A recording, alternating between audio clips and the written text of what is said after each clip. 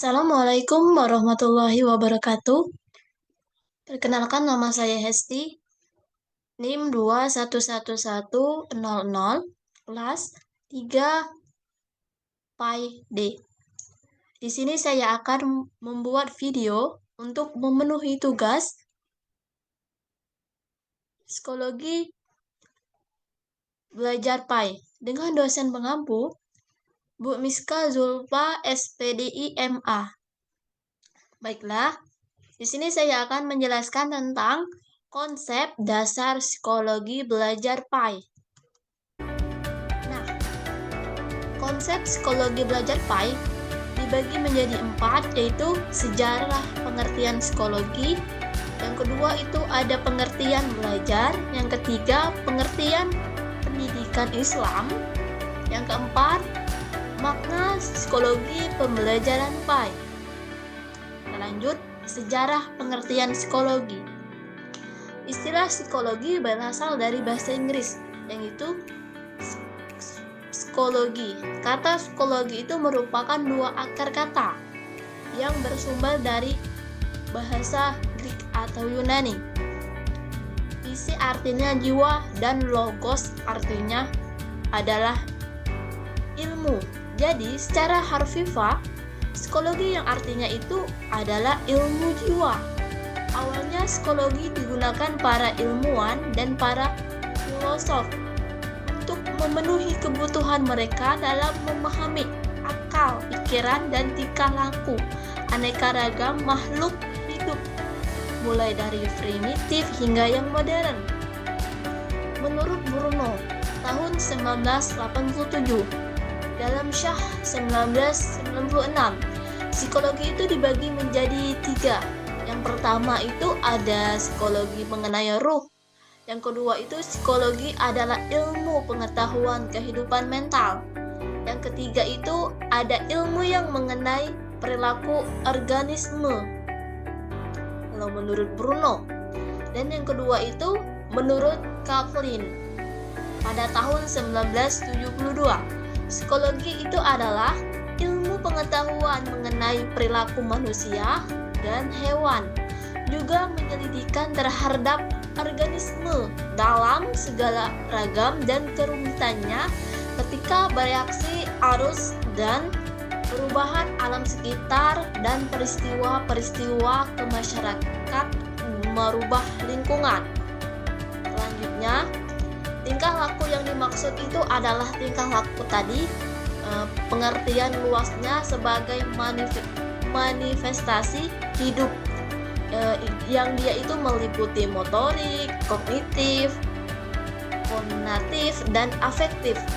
Tingkah laku motorik yaitu tingkah laku yang bentuk gerakannya berjalan, seperti berjalan, berlari, duduk, dan sebagainya. Selanjutnya, tingkah laku kognitif itu tingkah laku dalam bentuk bagaimana atau individu mengenal alam. Contohnya itu misalkan pengamatan tentang berpikir dan lain sebagainya. Dan tingkah laku konatif itu adalah tingkah laku berupa dorongan dari dalam individu. Contohnya itu seperti motif, kehendak, nafsu, dan lain sebagainya. Dan tingkah laku afektif dalam tingkah laku dalam bentuk perasaan atau emosi. Contohnya senang, sedih, nikmat, dan lain sebagainya. Dalam konteks Islam, psikologi menurut Jamaluddin Ancok dan Fuad, psikologi Islam itu adalah perspektif Islam terhadap psikologi modern dengan membuang konsep-konsep yang tidak sesuai dengan pertentangan Islam. Misalkan kalau psikologi Islami ini biasanya dia tergantung dengan hadis dan Al-Quran, berpegang dengan hadis dan Al-Quran. Selanjutnya itu ada pengertian belajar. Menurut Surya, pada tahun 1997, belajar itu adalah suatu proses yang dilakukan individu untuk memperoleh suatu perubahan tingkah laku yang baru secara keseluruhan sebagai hasil dari pengalaman individu itu sendiri dalam interaksi dengan lingkungannya. Nah, pembelajarannya. Jadi di dalam proses pembelajarannya itu terkadang dua aktivitas sekaligus, yaitu ada aktivitas mengajar yaitu berupa guru dan aktivitas belajar siswa yaitu siswa. Proses pembelajaran merupakan proses interaksi. Selanjutnya, pengertian pendidikan Islam. Nah, di sini pendidikan Islam itu adalah nama sistem, yaitu sistem pendidikan yang Islami yang memiliki komponen-komponen yang secara keseluruhan mendukung terwujudnya sosok Muslim yang diidealkan.